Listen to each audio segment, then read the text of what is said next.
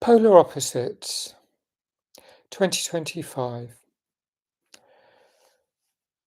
This stars Rhiannon Fish as Emma and Markin Tarasiuk as Andy.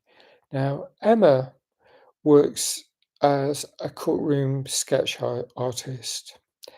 She doesn't particularly like the job.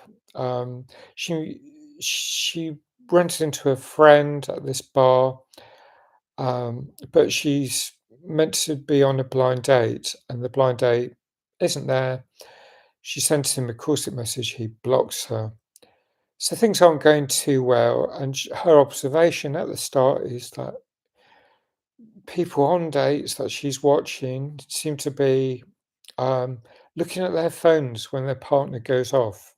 So and swiping, so they're obviously, on to their next um, planned exploit. So she's quite skeptical, if not cynical, about dating apps. She'd like to meet someone via work, like her friend has. But her friend says, I don't suppose it works well in a courtroom because you either meet a, a suspected criminal or a lawyer. Nothing wrong with that. The lawyer, especially, I guess, maybe not the person who's going to be sent down. But there's this next thing, which is she gets a call. Now, some of this film is a bit, it does cross the plausibility gap. She gets a phone call from her dad in distress in Antarctica.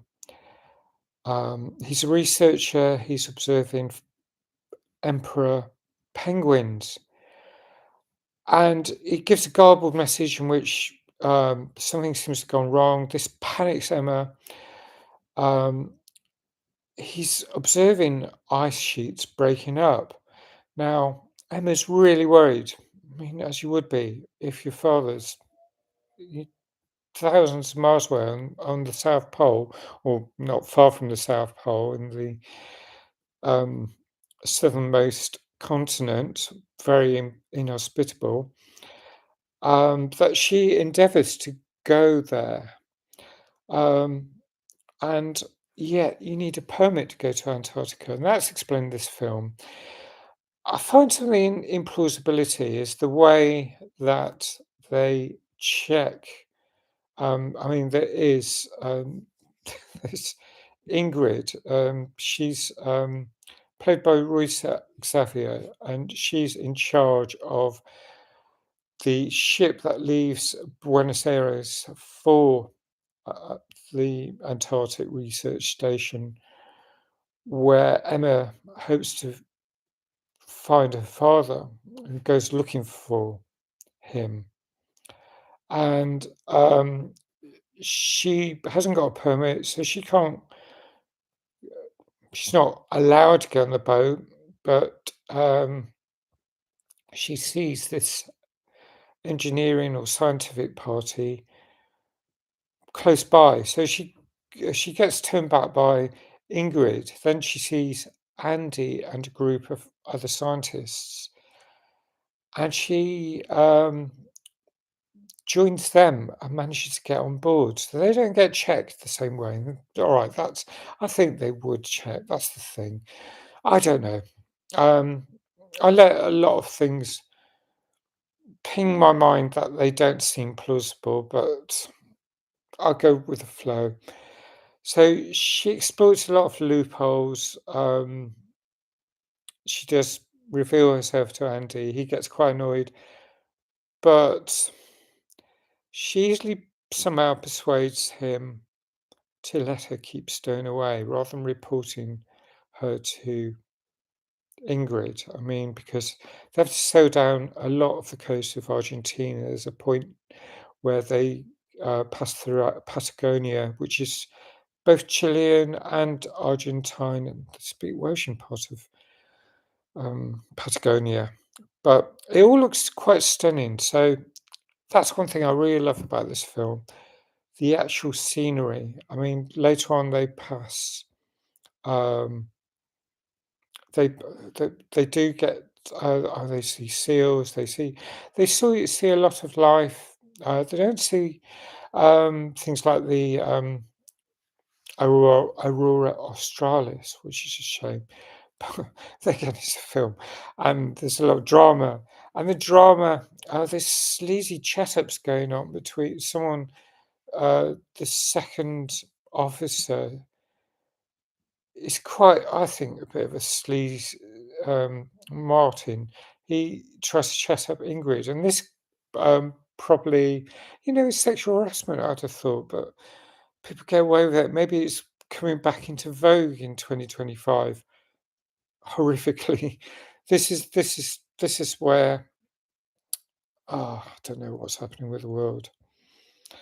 This it feels like implausibility. This is a 2025 film, and yet I feel no, a lot of it maybe isn't as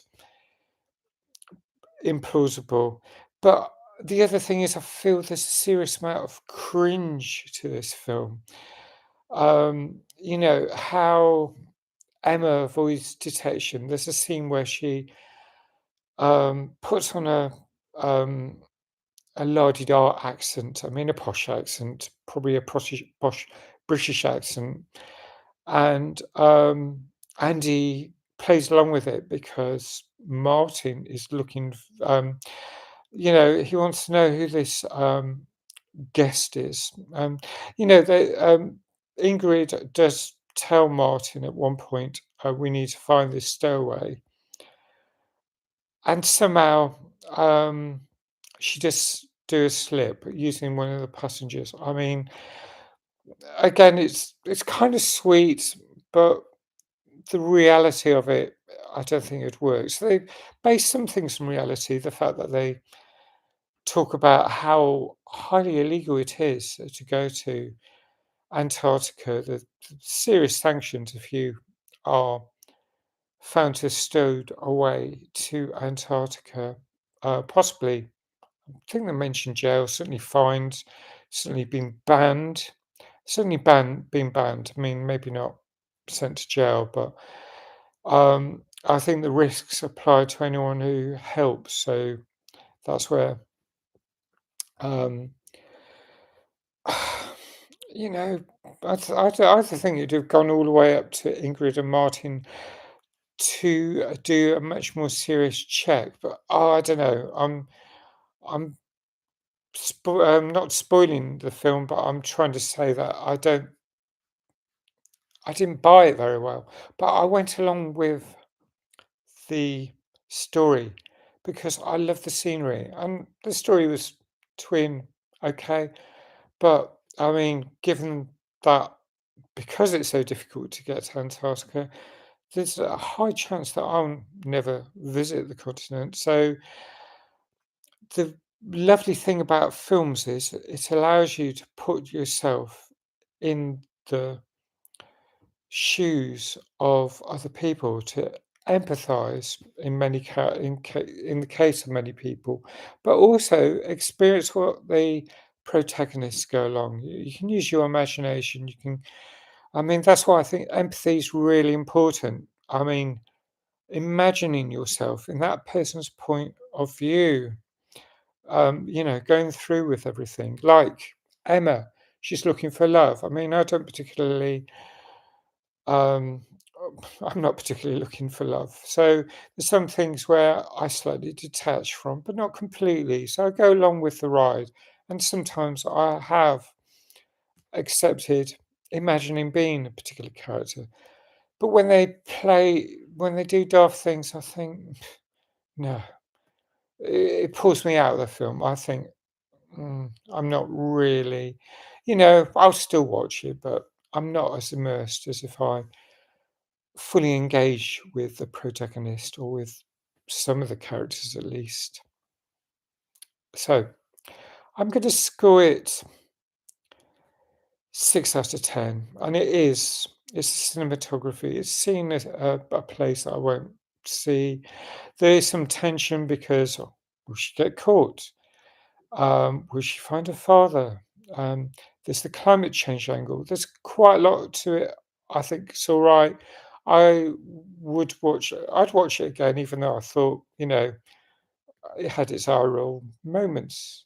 And eye rolling isn't good for films because, again, it takes me out of it. Um, so, um, 6 out of 10. I'd like to know if you've seen it, if you've got different thoughts, leave a comment. Um, Thanks if you subscribe. Please hit the notification button. I hope to see you again soon. Bye for now.